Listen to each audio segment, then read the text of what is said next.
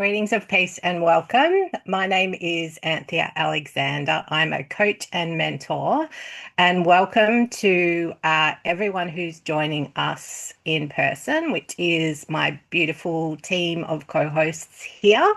And they will introduce themselves shortly for you and tell you a little bit more about themselves. So basically, I always think of this word and I giggle to myself because it sounds like a marriage ceremony. We gather here each Friday evening, well, most Friday evenings, and have a conscious conversation about issues of relevance. They might be topical issues or they might be, ongoing issues that are sort of have timeless issues. So basically, we've been doing this. Yogi Sanjiva invited me. We connected on social media, and he invited me to work with him. And we started hosting these conversations probably about 18 months ago. And our beautiful colleagues and co-hosts have been attracted to join us on the Friday nights, which is amazing. And it's also available as a replay for people who are interested in watching the video recording. And also, if people have any basically what is the word I'm trying to look at? Suggestions for topics for us to discuss. Please feel free to contact one of us because we are always looking for different topics of interest, and we can certainly accommodate you. And if you're wanting to join us live, please feel free to do so. We can give you the Zoom call.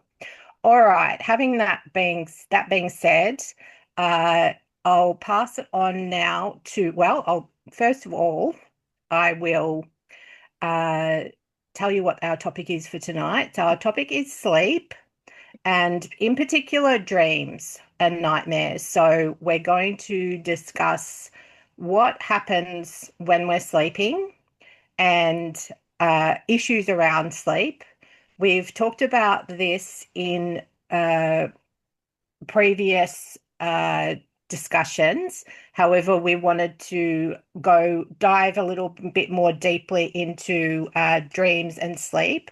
So that's what we're going to be discussing tonight from our own experiences, from traditional teachings, modern teachings as well.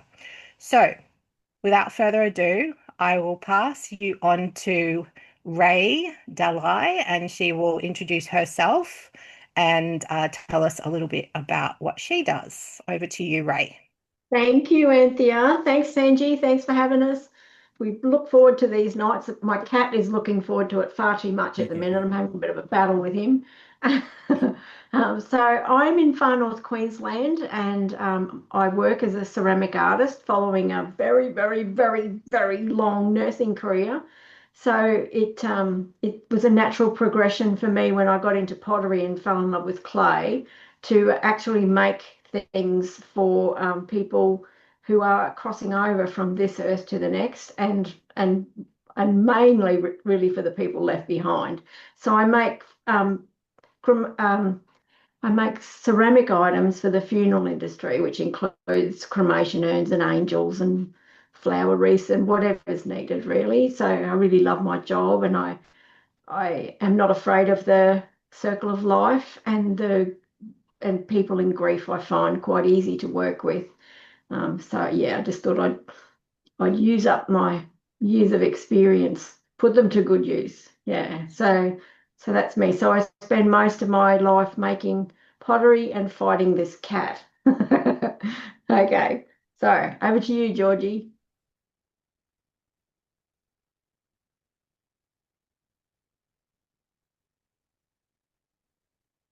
Unmute yourself, honey.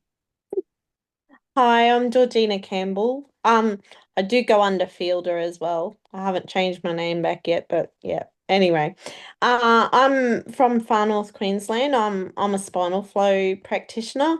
Um, since 2020, I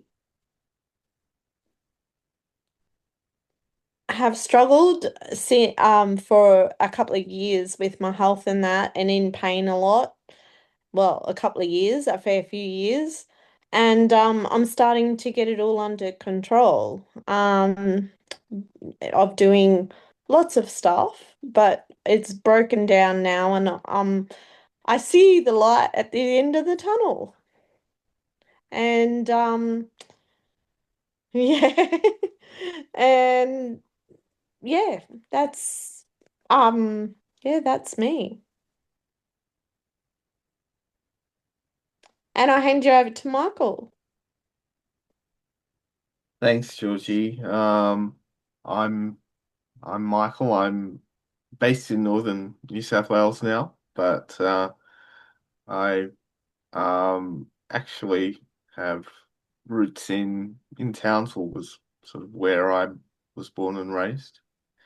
Um, and I guess I'm interested in the topic of sleep in general, just because I realize how crucial it is to your to my physical and and mental health to have good sleep, or to have those periods of rest, and physical and mental sort of restoration and rejuvenation. Um, I think I took my sleep for granted for a long time. Um, it probably wasn't until I was in my 30s that I started to really realize the impact that poor quality sleep or rest was having on the rest of my life. Um, so I guess I've developed better sleep hygiene, better practices relating to sleep, and that has helped a bit, but I'm always eager to sort of learn more from what other people's experiences have been. So yeah, looking forward to hearing what you all have to say about, sleep and um its role in our lives.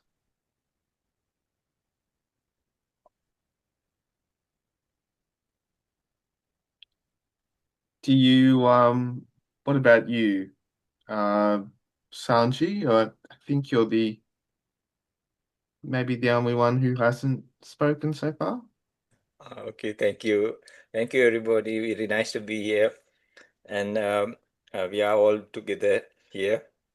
Uh, and yeah, there are some obstacles that come, but we somehow they meet again and again. So yeah, I'm Sanjeev. I'm a meditation teacher, and I'm currently in Sri Lanka, where I'll be staying like for maybe another 2 months here, and then I'll be focusing more on online work because it's the same. And I give them time to work for like now 6 months, and then like another 2 months I'll stay for just to see to help them out the place. I won't just abandon it and go. But I'm doing better like online, and I have my freedom also. Yeah, then today we are going to talk about dreams. So I remember I was a little monk back in the day, and they asked me to give a talk. And not that I'm very big now. I'm just telling. Then I topic came to me as dreams come true.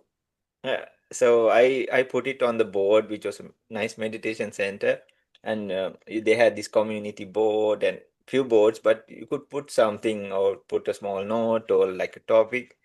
Then I thought like it's not just me, like I also see dreams, and not before it, at some age like there were nightmares, And then they disappeared, and then I saw like civilian person meditating and all. Then it all shifted to my dreams like a monk. And still like it's going I don't know, now it's like bit not clear who it is in the dream, but I think it's many associated with what the thinking process we have. We'll dig into it, but in for that what I'm coming back is like in Buddha's life also, before he became enlightened, he had seen some specific five dreams, and then it was like a sign for him to. And in normal people, even when the tsunami happened, it's very unfortunate, like one of the parents, the mother had seen a death notice of her son like way before it happened. huh? It happened in December, and in that, and then but she had told him not to go, but the son went, and he was a young man, no, and but he got caught in the tsunami. So this was back in the 2004. So I'm telling in good aspects or bad aspects, and in like past relatives, there are many instances that they can connect. So there is like a psychological side, no, and personal side, as well as a big spiritual. Even there's called dream reading, no, like it's like a whole subject, or like a whole how to say, even there are specific people who are well trained and no about that. So we'll hand it over to Anthea, and Anthea, please continue from here, no? Thanks for that, Sanji. So thanks everybody for introducing yourselves and telling us a little bit more about what you do, telling our people that may be joining us in the future about what you do.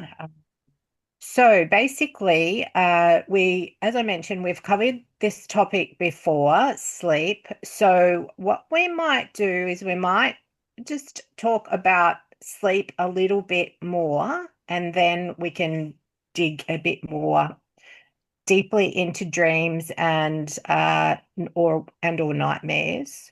So basically, sleep in from my perspective, it's something that I really love doing.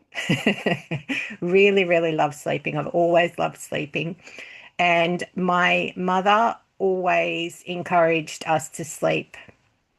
And when I was growing up, and I would have different activities. So I might have school, and then I might have sport after school. Or when I was a teenager, I started working at a supermarket, and I might have later shifts. And my mother would always encourage us to have naps beforehand so that we could keep our energy up. So, and she was a midwife, a nurse, a trained nurse like Rae, and basically she worked night shifts. So I grew up with this idea that sleep wasn't necessarily something that you did from sort of 10 p.m. at night until 6 a.m. or 7, 8 a.m. in the morning. It was something that was more flexible, and it served me really well because I still sleep at odd hours. I will sleep when I'm tired, which I am a bit today because I'm not feeling it.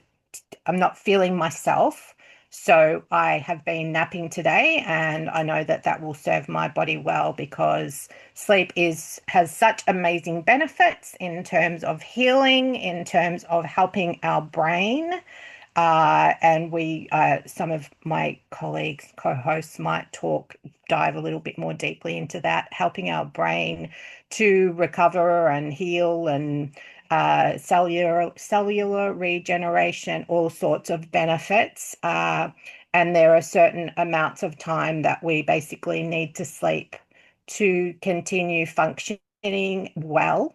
And as Michael was saying, I probably took my ability to sleep for granted until I was in my early 30s, when I experienced a lot of anxiety and burnout from work that I was doing, and together with challenging personal issues.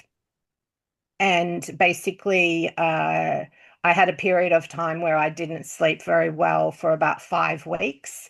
and it really challenged me. I basically went to my GP and said, can you help me with this? And she gave me some medication for sleeping, and that wasn't helpful. I stopped taking it quite quickly. And that's another story to tell another time. But sleep, essentially, it's really, really crucial for us in terms of sports performance and performance across the board. Sleep is one of the big things that they highlight that is really important.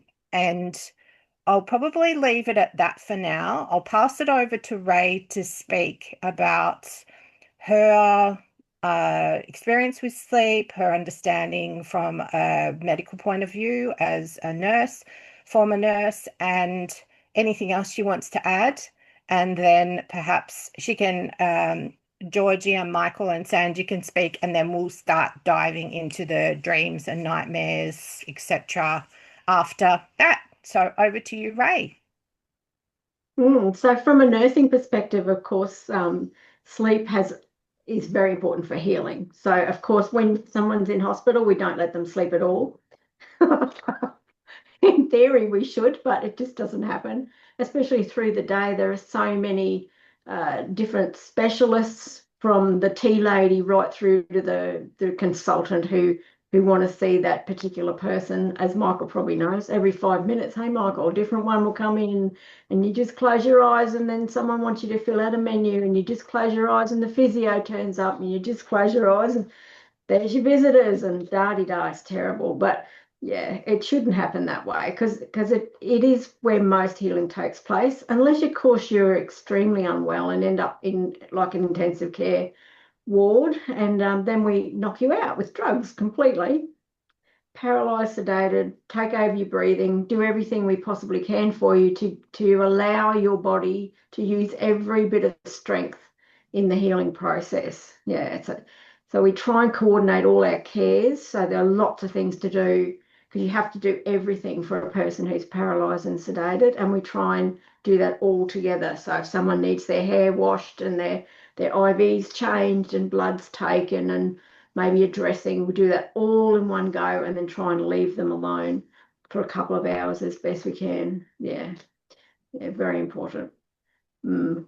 Could do better in the health system, but yeah, certainly very important. The other thing we do a lot is in the general population in the wards is give people medication to help them sleep. And honestly, that is a short-term fix. That is not a good prospect longer than a week.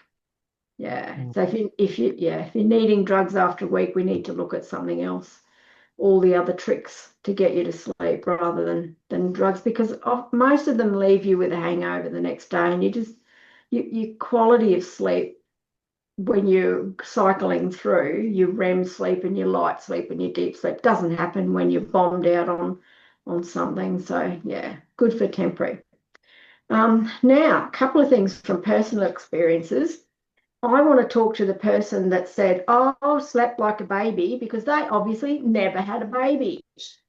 So from my own experience, I had Loris, my son, I was 35, so I was, hugely experienced, knew everything, and I got this baby that never slept, little monster. He didn't sleep through the night till he was 4.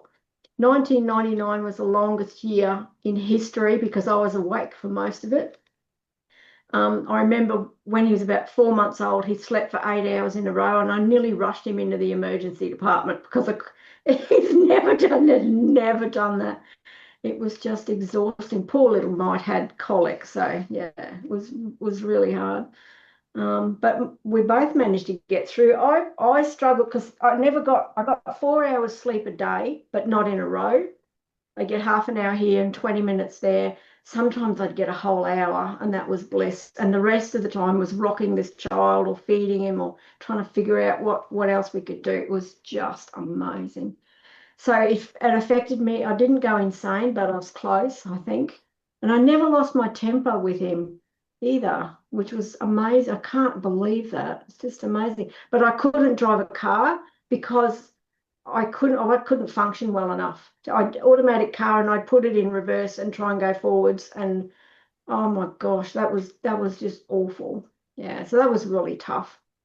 Yeah, it certainly helps brain recover. The other thing I wrote down is the reset ability of a sleep or a nap is amazing. When we were kids, we were always getting into mischief, falling off bikes, and I remember my brother and I fell off the same horse. We were doubling on this horse, and the horse actually fell over. It was walking along and it tripped over its own feet and fell right down, and we fell off. And we were only very young. We were with 4 years between us. So I would have been 10 and he would have been 6. And that was like the biggest disaster accident we've ever had in our lives. We weren't particularly hurt, a little bit bruised. But whenever we had a big fright like that, Mum would always get us to lie down and we'd have a nap, maybe for half an hour, and wake up different kids. It was just amazing, just for healing those traumas. And I still do it now. I'm looking after my elderly parents. They're both in their late 80s, and they drive me nuts, honestly, sometimes. Oh. So if I've had a particularly bad interaction with them, um, and they're not awful. They don't yell and scream or anything like that. They're just really draining, and sometimes they don't make sense, and sometimes you have to explain things, and sometimes they get frustrated and angry, and it's just not a pleasant not a pleasant conversation all the time. So I come home and have 20-minute nap after that, or I ring Georgie, one of the two, sometimes both. And it's just amazing. It just resets my nervous system, and then I get up and I can function in my day without dwelling on whatever has happened. Yeah, what else have I got?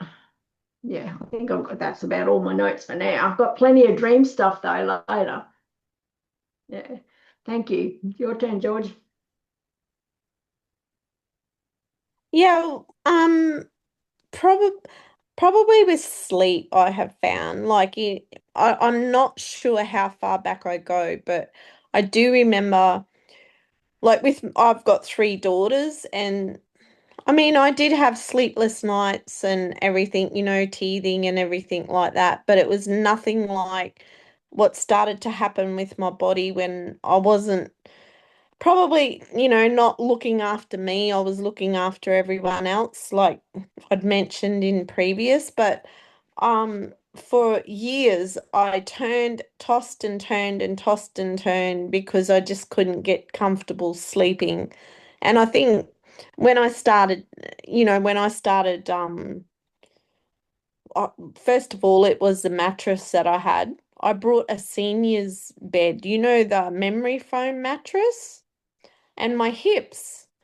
Soon as I got out of that, my into just a normal everyday bed, I think I paid $300 or $500 for a mattress and just put it on a thing. Like the second night, I started sleeping better, and it just grew from there. Plus, when I started eating properly and everything, and it was just like so good.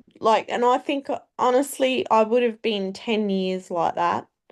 So sleep to me, I've been getting work done on myself. The other day, I've been going to this doctor who does the spine, and like because I've been on crutches for nearly 2 years or even more, like with my legs and that. I come home the other day from him because it really hurts when he does it, because he does certain things on my legs and that.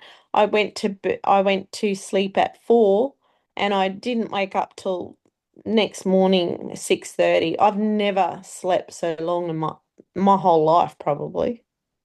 Yeah. Yeah. There's so I think it's very important because I know with not having that sleep, that constant sleep, like you have brain fog. I remember going to the lights.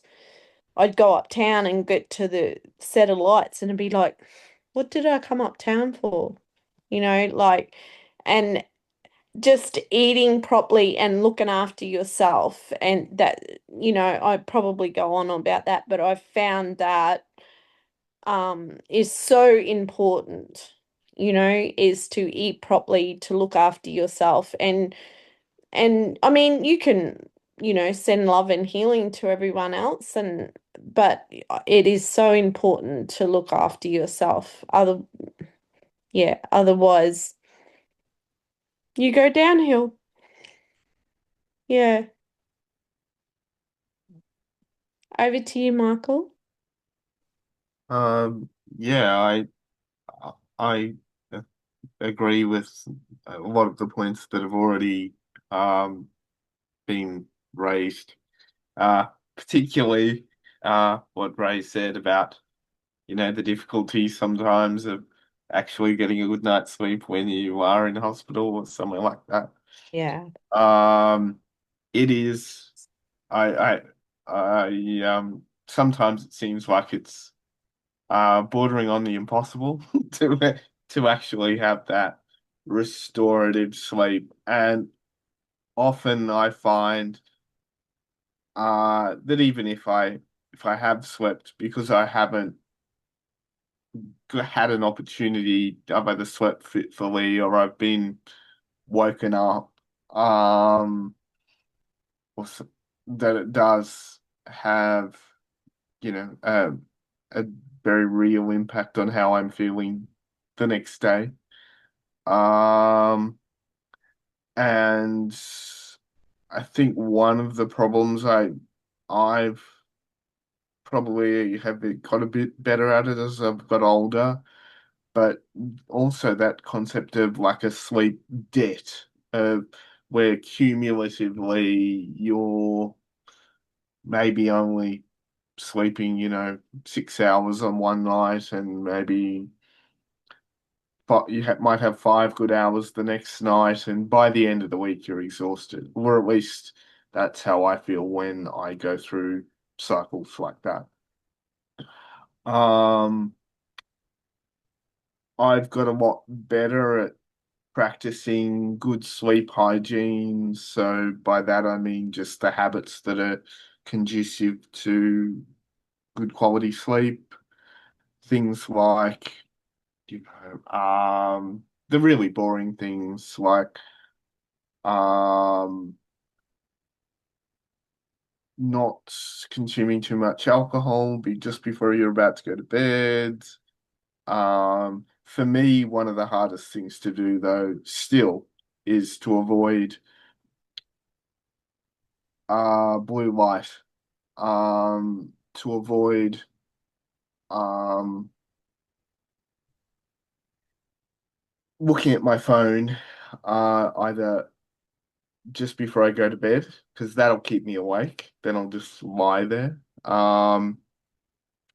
So I actually use a an orange pair of blue light blocking sunnies at night sometimes, or I use the night light mode on either my phone or my computer to try and I find that does make a difference. But I'd be eager to hear what um you all have to say about, what you do to improve your chances of a good night's sleep.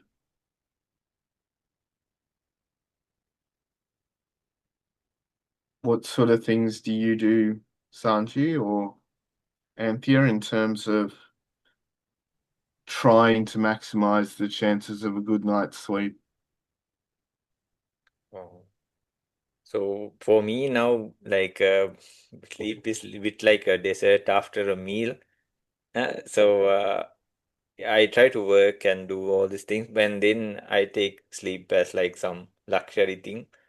But I still follow the path of the ancient ones, which they said like, but I really understand what you mean. I'm not telling nobody has to stay awake or anything like that. And surely when you need the rest, when you're really tired, and I think the body will speak for ourselves as soon as, even if we don't want to like stay awake, the body will just drop like a baby, for instance, no, like, or a little pet, they just fall asleep. No, some places, no, you see. uh, but uh, yeah, they say, but yeah, like I can, maybe you remember we were doing this intense retreat, like it was also, yeah, more than 3 months it went. And then I was like having fever and everything. Still, the retreat went on, and they thought I had malaria or something and sent me to the capital. And I slept for like 37 hours on a row. One or two times I felt like I just came up, but it just then nothing, no symptoms, nothing after that. So I totally agree, like when Michael said like about sleep deposit, no, deficit, no, deficit, sorry. And and we need, and yeah, sometimes I met one lady, she said like she doesn't take any medicine, she just sleeps, and that cures her. Really, like, so there are things like that. So, yeah, we need a balance of it, and for the recovery and all these things. But more time if we can spend awake also, that will be also nice, because sometimes, like, I think we'll be shifting to the topic of dreams, because usually dreams happen when we are asleep, but there are daydreaming also, no? And we have dreams of like maybe a future or things like that also are called dreams. So, and then there's awakening from dreams, or like the illusion of the world, or what we are going through. So that is also as if your person is awoken from a dream.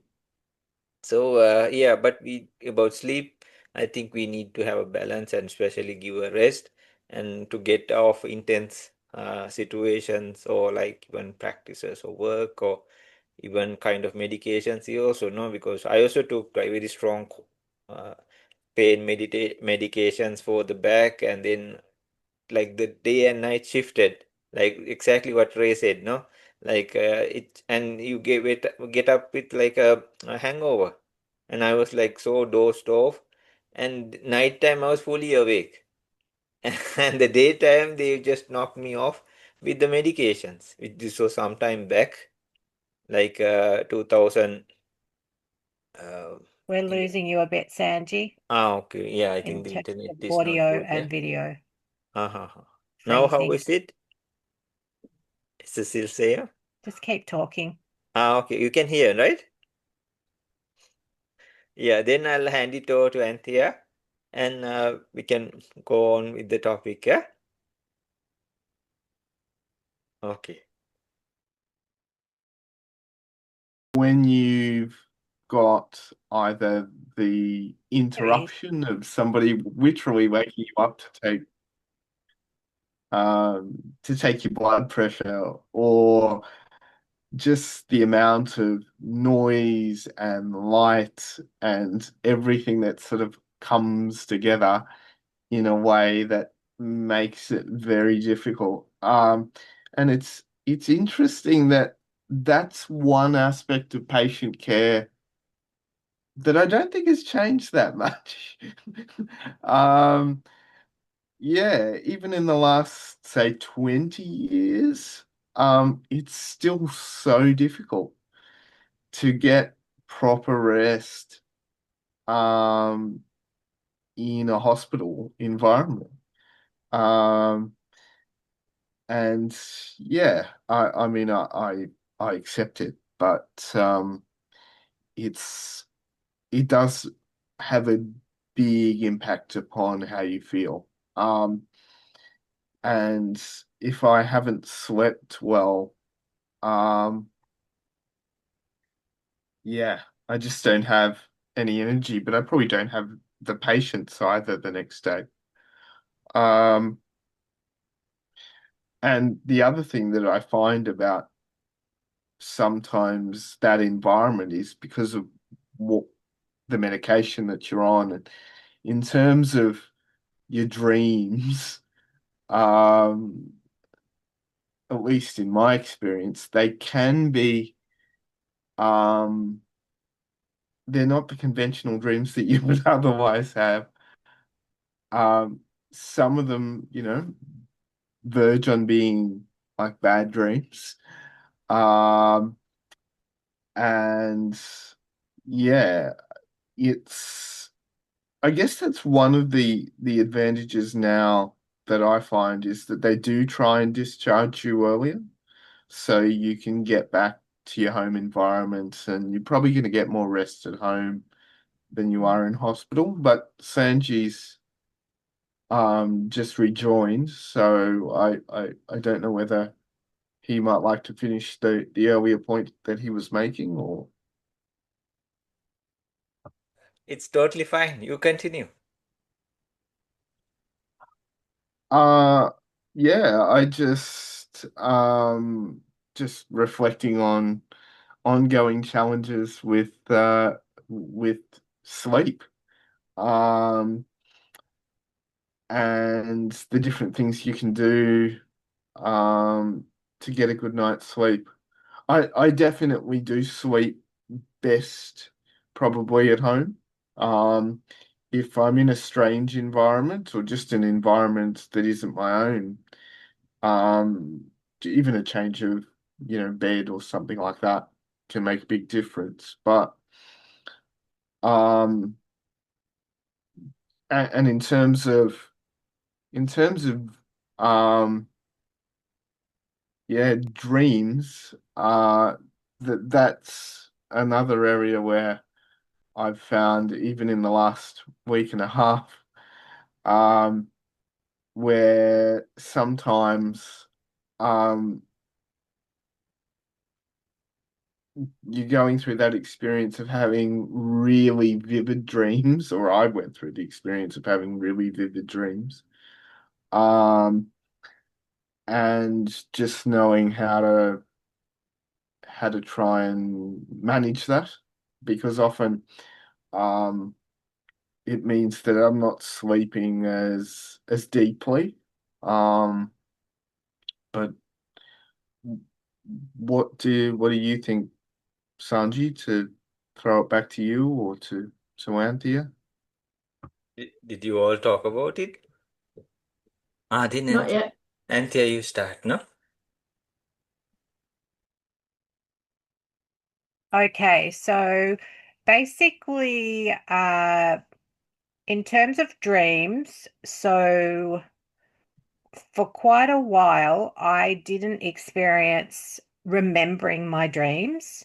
So, as I mentioned, when I was in my early 30s, I experienced a lot of anxiety, burnout from work, and personal issues.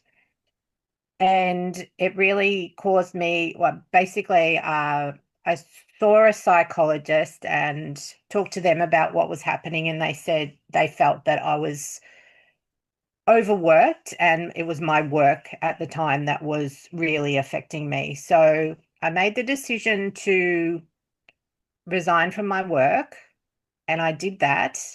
And I was definitely improving for a couple of months. And then after that, I experienced some chronic facial pain, nerve pain in the left-hand side of my face, which I still have to today, and I manage today. That's another story, but why was I going down this track? Let me just see. So, what did I start talking about, please? Do you Dreams. remember? You're trying to tell us Testing. about your dreams, especially in your early 30s in that yucky time. Thank How was you. it manifesting in your dreams? Okay, so basically, had a really challenging time. So saw specialists, and I ended up starting having acupuncture, which I still have to today, and I find it really, really helpful in terms of pain relief for me, and also in terms of generally looking after my health. But what I was wanting to say, and this is sort of building on what Michael was saying about medication and medication interfering with how we dream, and Rae may have more, and perhaps Sanji and Georgie as well, about the effect of medication on our dreams. So I was taking medication initially, and basically it was short-term medication because the doctors didn't basically know what was going on for me and couldn't give me an answer. And it took a couple of years for me to connect with a GP who basically took me really seriously and went from the very beginning and did a complete physical and looked into my family history and really dug as deeply as she could, took the time to do that, and prescribed me on medication, which I'm basically still on today in one way, shape, or form, perhaps less of it. Thank God. But with the higher levels of medication that I was taking, I wasn't able to remember my dreams. And I think that I really miss that, because dreams are a way of us, I believe, trying to make sense of the world, trying to make sense of our experiences, our daytime experiences, if we sleep during the night, our waking time experiences, as well as giving us information. I believe that they are like a form of prophecy, of foretelling of what may be coming in the future.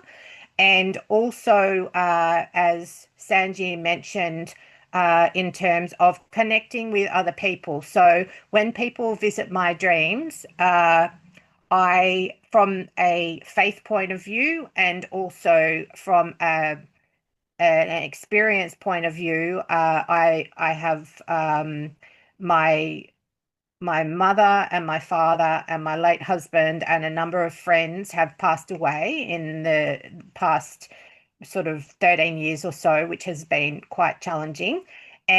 But by dreaming of them, I actually believe that they are connecting with me. So that's like them coming over to my house and visiting me, which, if it's a good experience, which it mostly is, I feel that that's like a real blessing.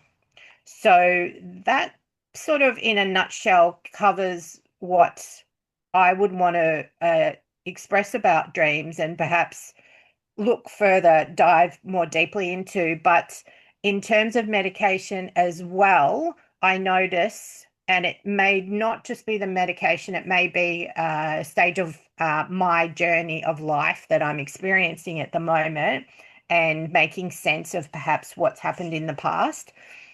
I experience nightmares quite frequently, and will wake up from them, and I'll basically say a prayer for protection from evil forces. And then, but sometimes they really shake me. So I'll wake up and I'm really quite shaken, because they feel so realistic. So that's something, and I feel there is a connection with the medication that I take. I think sometimes I might be asleep, and it might be a time that my medication's due. I might have slept through it. Perhaps it's my brain trying to wake me up through the nightmares. But I'd be very welcoming and intrigued about what other people have to say in that point of view, if they have experience or sort of tips about that. So I'll hand it over now to Rae. So that were the sort of issues that I'm interested in. But I'm fascinated in all things dreams. And also, I would love to share that when I got to the age of about 19, I started exploring meditation, which has led me to where I am today, which is really quite fascinating when I think back. And I also started exploring dreams. So I started exploring more of the spiritual side of life, and it has always been an area of interest for me. It has always been, I've always felt quite in tune with nature and intuition, and knowing that there are other beings on our planet that we can't see, that there's a lot of unseen. And so that's, another perhaps topic that we can discuss, things that are unseen. But yes, so interest in dreams, which, I'm still very, very much interested in. And I'll hand it over to Rae. Yeah, me too. I've read every dream book you can imagine. Just an observation, as a nurse in hospital, I did hundreds and hundreds of night shifts. Very rarely did people have nightmares. Well, not that they told us about, not that we had time to sit and ask him. We'd ask everyone, did you get any sleep? How did you sleep? And they'd all go, oh, yeah, a little bit, or not at all. But they very rarely would talk about dreams, except occasionally, especially in palliative patients, they would say, oh, I dreamt of mum last night. She was on the other side of the river and she kept asking me to come over. And you can bet 2 or 3 days later they'd be gone. Just about always. It was just amazing. Yeah. Yeah, so in my personal experience, though, trying to interpret my own dreams, I found a few themes from all the books I read. Anything Freudian didn't fit with me, anything to do, yeah, nothing like that. But I found that dreams about cars, it depended whether you were the driver or you were in the back seat. I had a nightmare about a car once. We were driving from Atherton to Cairns down the Gillies. The driver was the manager of the Atherton Hospital. So Terry, who was about 4 foot tall, but she's a little pocket dynamo, she was driving. There was some higher than me in the front seat, and I was in the back seat with crammed in there with 2 other people. We got off to go to this meeting, and she's driving down. She drove so fast, it was scary. We were getting thrown around at the back, and then she just drove straight off the edge of the range. And as we were flying through the air, like clipping the tops of trees, she kept going, "Oh, I'm sorry, I'm sorry, I'm sorry, I'm sorry."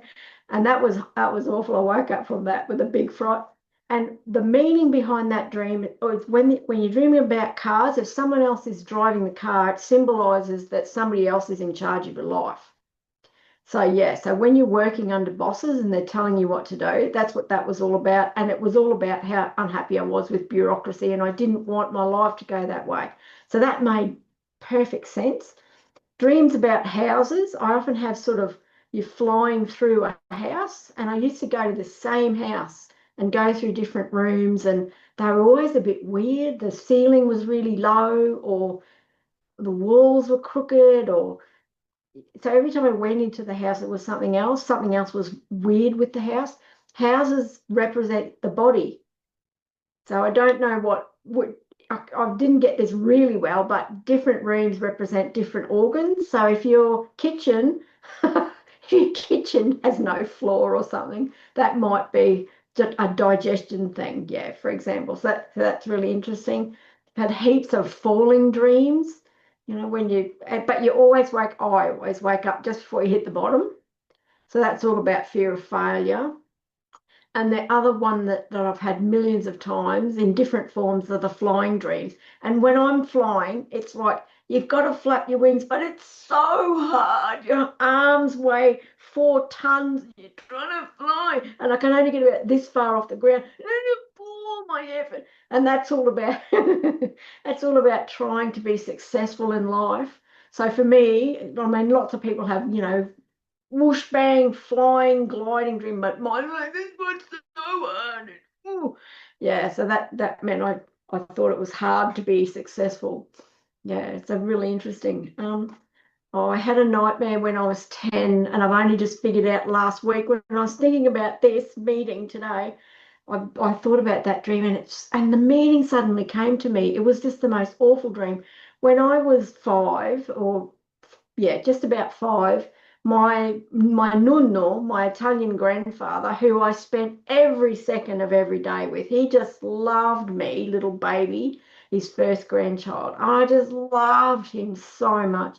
He had a really bad heart, so they put him in hospital.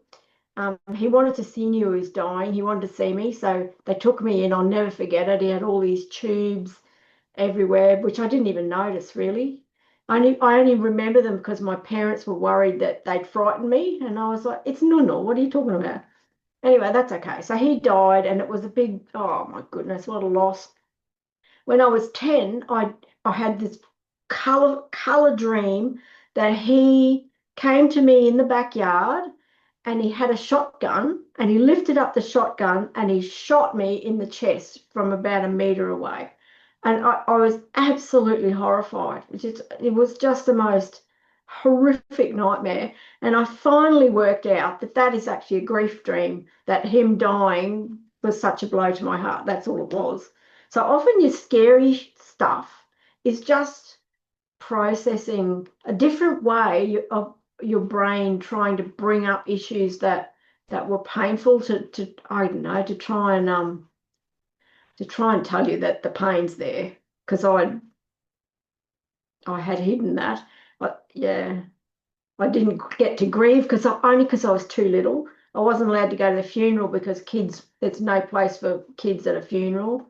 So I didn't get to say goodbye. I didn't even know he was dead until the next door neighbour told me. It was, it's like, yeah. And then my parents would go, I just leave her, she's happy, just leave her. It never got discussed properly and brought, yeah. So that's what it was, bringing something out that needed to be sort of dealt with. So I went and had a talk to him at the cemetery. And we sorted it, so we're okay again. But yeah, so the meaning of dreams is fascinating. Yeah, my son's on a discovery journey about talking about he's had lots of nightmares because he had a lot shitter childhood than I did, poor little fella. But he's 27 now and he's swapping dream stories with his girlfriend. He was talking about it the other night. It's really interesting. So yeah, and he'd ask me things and what did that relate to? And it all, yeah, always means something. Yeah, he works on a bulldozer in a mine site at the moment. And he gets really frustrated with his workmates because on the dozer you have to control the traffic around you, the dump trucks and the other machines. And none of his workers take any notice of him, and they're always mucking up, and he gets really frustrated with them. And anyway, the dream was he was standing beside a dozer, somebody else was driving it, and his brother Chris, who doesn't work in the mines, but he just loves his brother, 5 years older than him. He knew that his brother was standing in front of the blade. He was walking somewhere, but he knew he was in front of the blade. And of course, this driver took off on the bulldozer, headed forwards, and Loris was running, trying to stop the dozer. And what are you doing, you idiot? Stop, stop, stop. And it took him ages to get the dozer to stop. And then he couldn't find his brother. And he said, back up, back up. And sure enough, he'd run over Chris. And Loris was trying to dig for him in the sand. And he found him. And when he found him, he was gone, but he was wearing Loris's hard hat. So all of that is about how much he loves his brother and doesn't want to lose him, how much he's frustrated with his workmates, and how scary that bulldozer is, all in one. So there's always meanings, always things your brain's trying to tell you, and with using different symbols. The brain loves symbols. I probably hogged enough limelight. That's all my stories for now.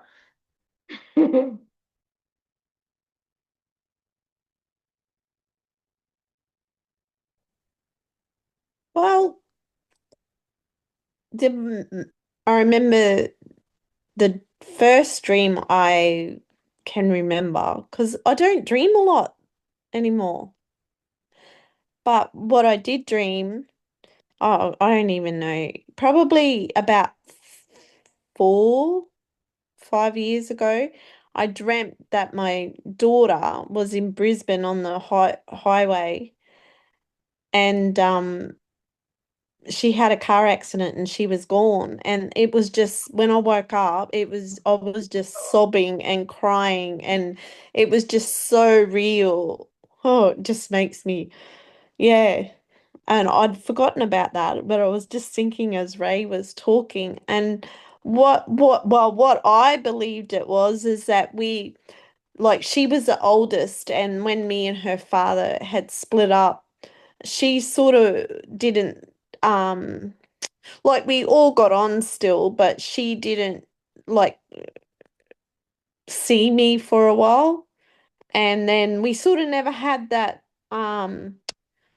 we talked, but we weren't close. And to me, that was when she become close to me again, and we started to get on. Yeah. It was a start, end of an old era, start of a new. That's what I felt. I think I did look it up, and that's what I took of it anyway.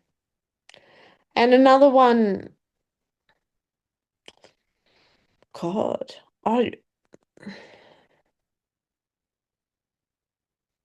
oh, probably there was this guy that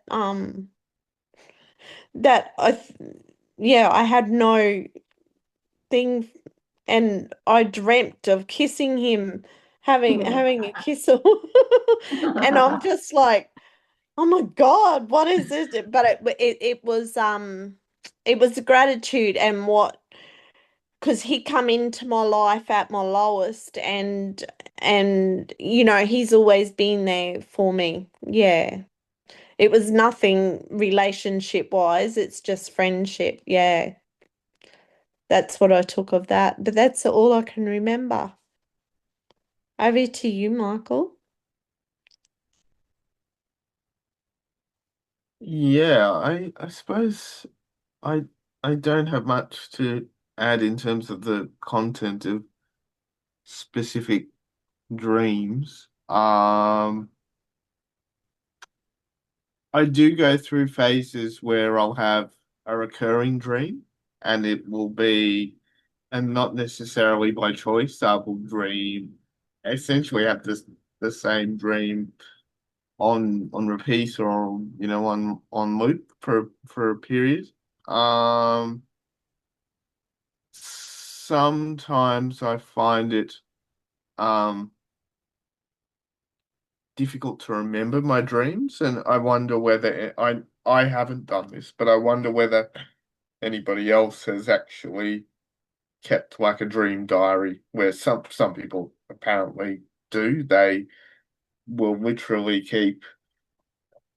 I wouldn't use your phone because it'd probably wake you up, but the old maybe pen and paper beside the bed, or something where you're making a conscious effort to remember dreams and to track them over a period of time. That's something that I've heard about and read about but never done. So I wonder whether anybody else has experimented with something similar to a like a dream diary, and what the benefits of that might have been. I found if you remember that when you wake up, the dream's fresh. If you go right through it a couple of times, it's you're more likely to remember it. If you just wake up and go, oh, yeah, that was an awful dream, go to the kitchen, have a drink of water, it fades and it's gone by lunchtime. So if you run through it a couple of times, as soon as you're conscious, and here's a hot tip for a really bad dream, I will lie back down, close my eyes, and I'll finish that dream myself with the ending that I want. I will consciously go, right, we've dug Christopher's body out of the dirt. We've brushed his face. He's woken up. He's okay. He's stood up. And I'll have that as the ending of my dream. Yeah. And that, yeah, that just helps me deal with it. Yeah. But I've never actually written dreams down. I reckon if they're meant to, they'll either recur if you've missed a message, or you'll remember it enough to sort it out. That's been my theory. I'll just add to that. So I have gone through a period of writing them down, like Michael suggested or talked about, in a dream journal next to my bed. So I didn't continue doing that for very long. But what I have done in the past is talk to trusted people about my dreams. So to make sense of them. So I've got three very wise friends, other than the friends here, and I will talk with them and basically say, I had this dream about this. What do you think this means? And they do it with me as well. So, and I've also been taught that we should only talk to trusted people about our dreams because they're very precious. So we don't want to be talking to people who might not have our best interests at heart.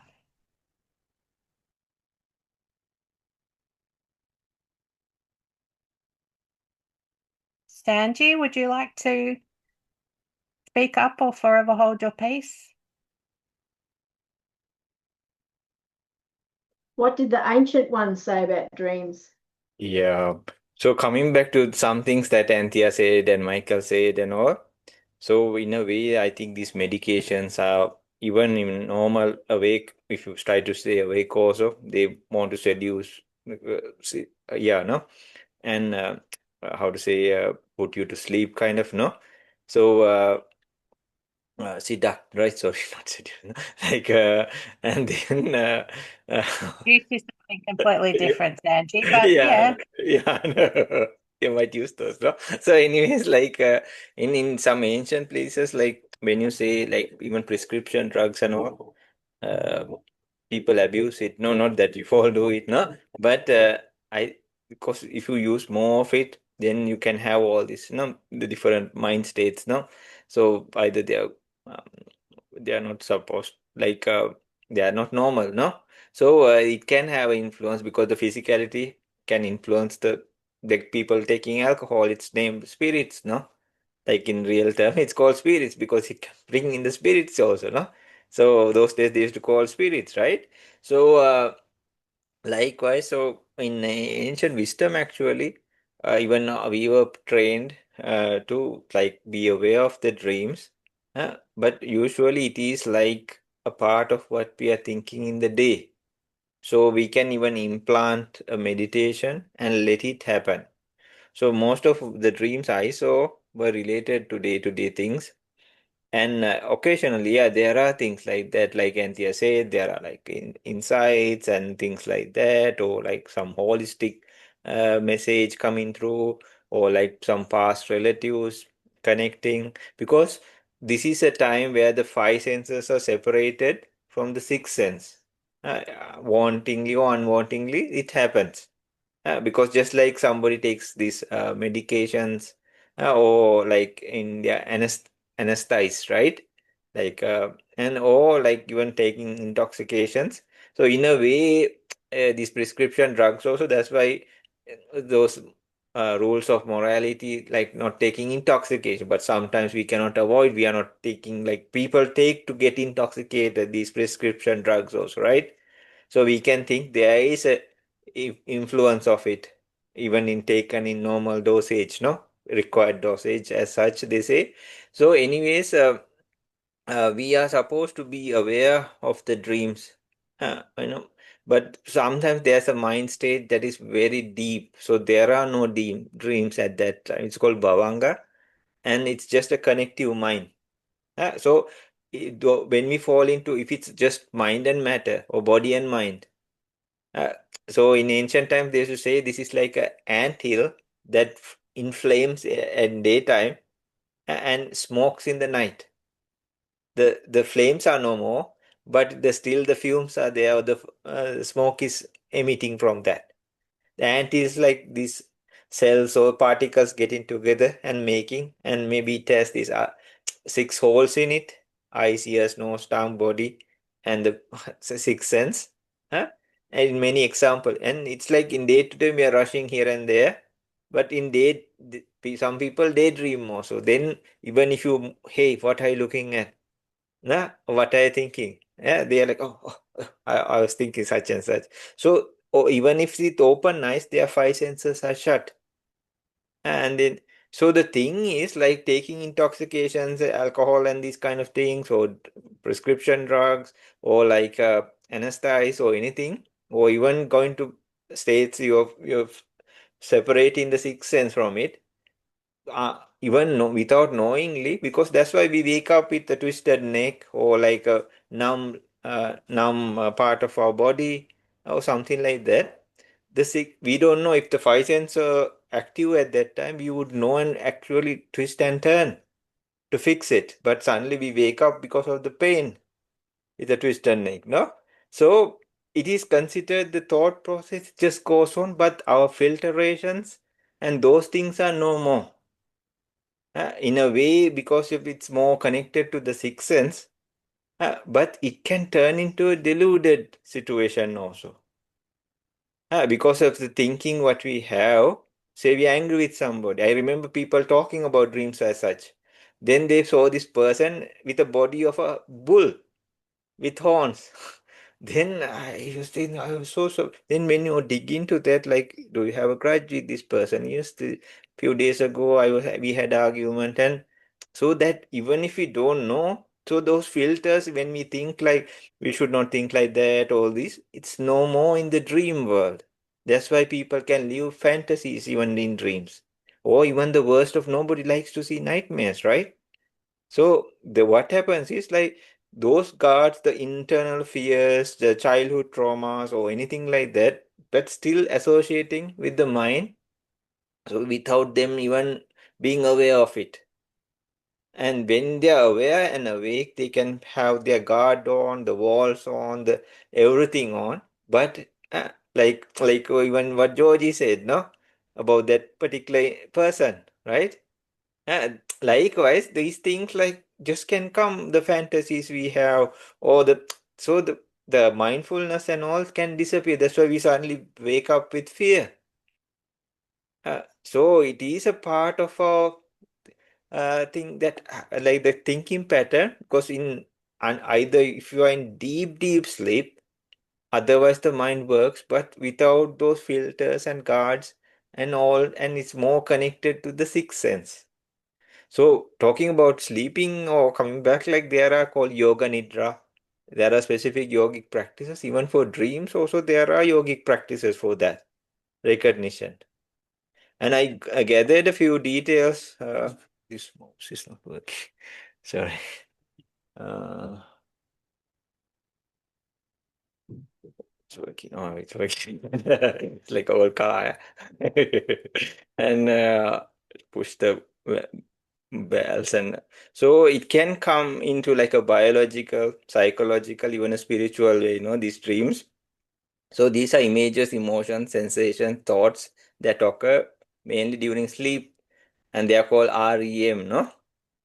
Uh, so and the brain comes to these in like usually in like when they're talking about biological, they talk about the brain.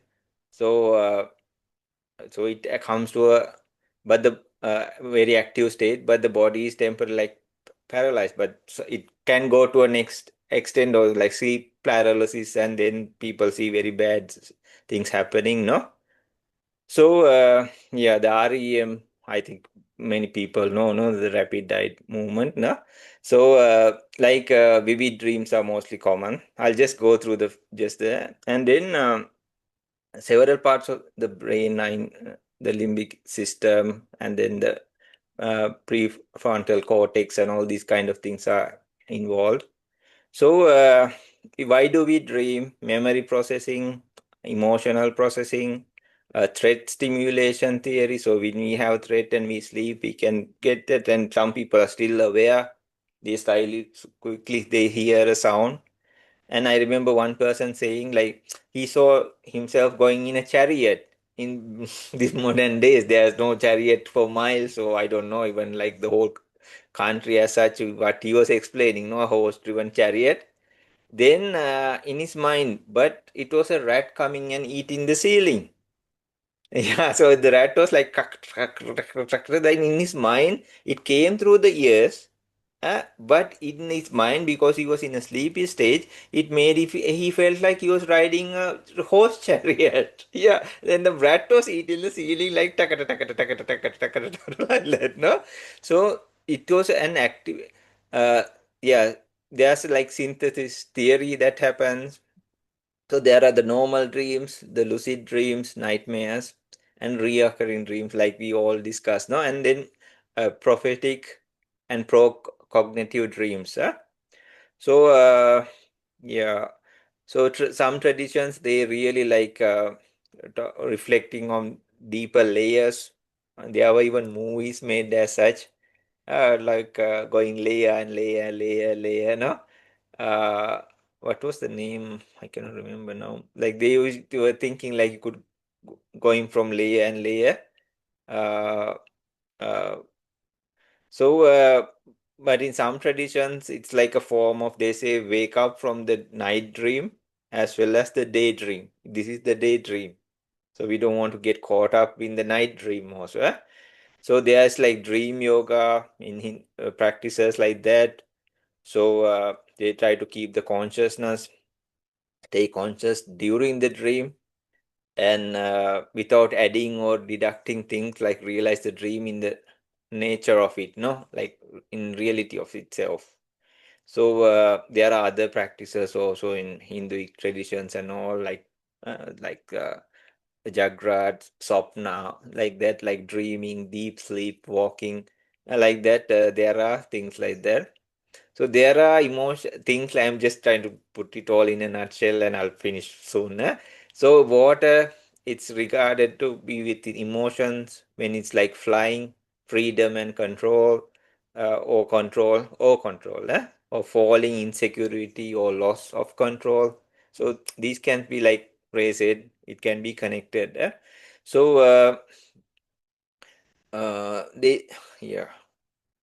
So we they ask like why we forget dreams. The brain doesn't store them as long-term memory, and then the prefrontal cortex is less active. So, but they are focusing on the brain. So usually, like many things, uh, like in a computer, there's like RAM memory and a hard drive, no? So, but like really strong things get stored or remembered. Uh, and usually, like sometimes we come into a state because our full mindfulness is not there sometimes even. Otherwise, we would remember, no, if you focus on something, even if you keep a car key or something somewhere, if you are mindful, we don't forget, right? But yeah, where did I keep? We had to search even mobile device or something, no? Sometimes we had to take another device or ask a friend to call them our own. Because if you are mindful, I think I was somewhere here. There is a bit of thing, but we don't remember exacts, right? So yeah, but there is journaling and all these kind of things also. So this lucid dreaming is very interesting. Uh, yeah, it's between the stages of waking up and dreaming, no? So so there are ways like people can just see, but the thing is like sometimes we are also there in the dream and we are the observer also, right? And then we also play, no, like we can see ourselves also in the dream, no? So in a way it reflects to day-to-day life also. We see everything happening and we see our body and all, and it's kind of like the nighttime dream as well as the daytime. It's if you compare them, except those filters and mindfulness reduced and all those things, it has many similarities also. Now also we cannot see our face unless from a device or what we took from a mirror or something, and we stick that as a label or a sticker on our face, no? We don't know, right? We cannot see our own face, but the body we can. So it's like we take the trunk part and stick up a face, oh happy face, or sad face. I think my hair, I don't look like this, or I didn't shave today, or something like that. No, you all comb your hair, or not something like that, no? So, uh, uh, so yeah. So some people keep a journal and there are like awareness practices, meditation practice. Some people like put like mindfulness practices and slowly try to penetrate those layers also, but that doesn't mean the uh, how to say the rest reduces. Yeah? So yeah, advanced practitioners can do this in a controlled environment, face their fears, and explore like subconscious imagery, like what is really happening here, what's going on, no? Because usually they come. So frequent nightmares tells us about stress, trauma, or anxiety.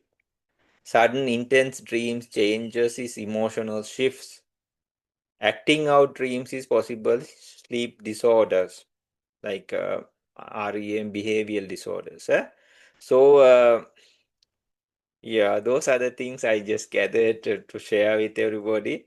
But there are so much more we can know and about. It's a vast topic. Also, no, I'll hand it over to Anthea again.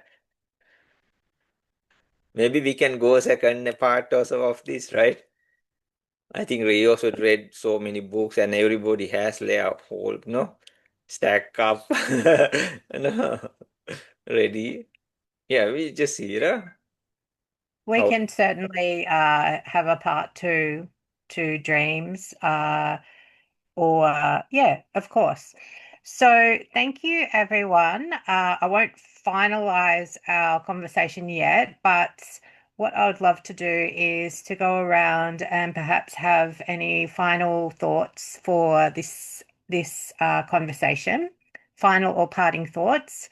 And for me, what's being made evident is that I think that dreams are really fascinating. As Sanji has been saying, that we're sort of our traditional five senses aren't in control. So there's something else that's in control, our sixth sense. And that is a bit uncomfortable because we are essentially out of control of what's going on. So it can feel quite uncomfortable. But if we think about it, we are really never in control. But I guess during our sleeping hours, we feel more vulnerable. So it's really a fascinating topic, and I value everything that everybody said. So I'll hand it over to Rae for her sort of closing thoughts. Thank you, Rae. I've got, thanks, Anthea. I've got two. I can remember the second one, which is a profound one. But I bet you everybody's had the dream where you went to school with your pajamas on. If you had that one, oh my God, I had that so many times as a kid. Oh, and the profound thing was the best cure for nightmares is throw your alarm clock away.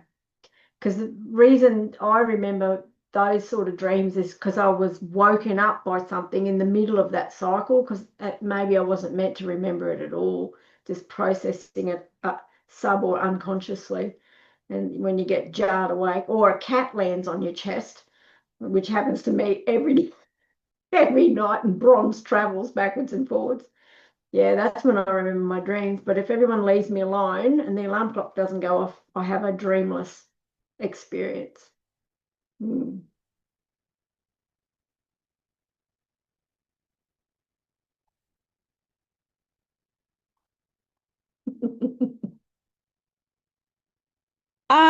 I don't. Yeah, I don't have any more. Yeah. I just, I think because I've started sleeping through, I don't know. I've done a lot of meditation and everything. I don't dream. And I can't remember any of them, but yeah, because or before that, I wasn't sleeping that much. Like it was an hour here, hour there, and so I wouldn't dream. Or I wasn't sleeping at all. And now I'm sleeping too sound, so I don't remember. But I do have I do meditation probably 3 times a week. And um I get like this 10 minutes in there where it's like a dream of my life, you know? So yeah, it's different. Yeah. But I found like yeah, just taking care and eating properly and everything is so much better for you. Thank you. Over to you, Michael. I don't have anything specific to add either, other than to reiterate what you've said about the importance of good self-care Yeah. as being pretty crucial. And yeah, it's a lesson I've had to learn the hard way. I think we all have, hey.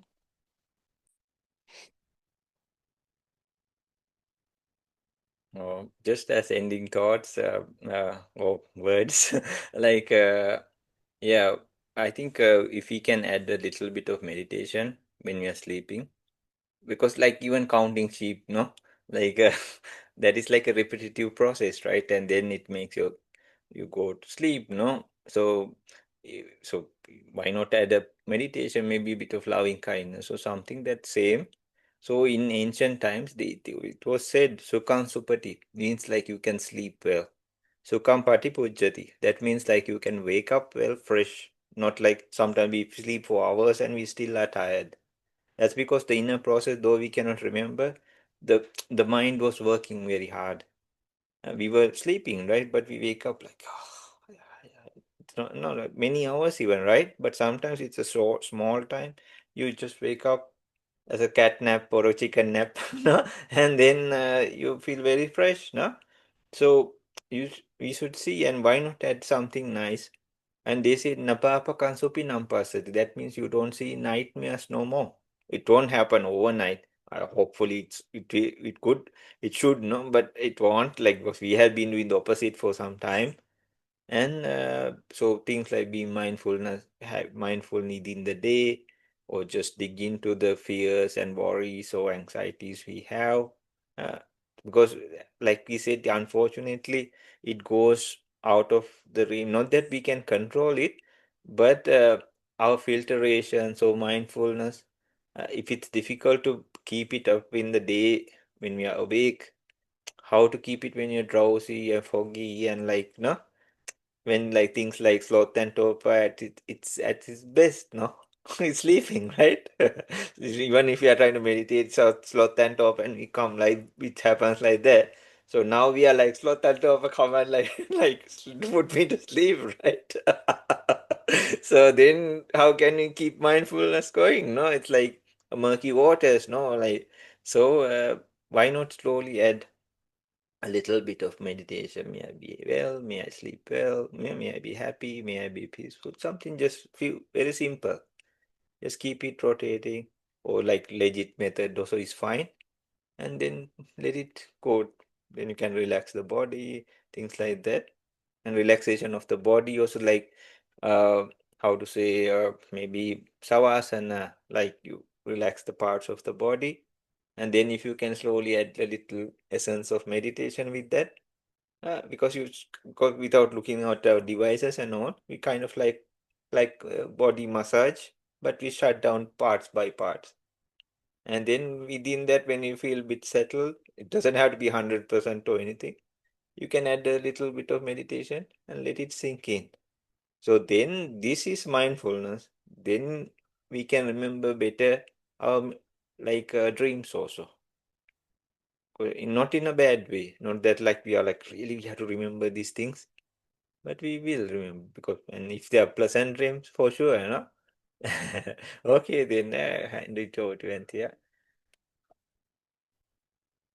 Okay, thank you so much, Sanji. So thank you all for your time and energy and care and love and contribution this evening. It's always a pleasure and honor to spend time with you all. And I really appreciate your insights and wisdom and teaching. So thank you very much from my heart. And until next week, that's probably it for now. And we'll look forward to next week's topic and digging into another fascinating area. So thank you. Okay, thank you. Good night, everybody. Thank you. Thanks, everybody. Thanks. Night, everyone.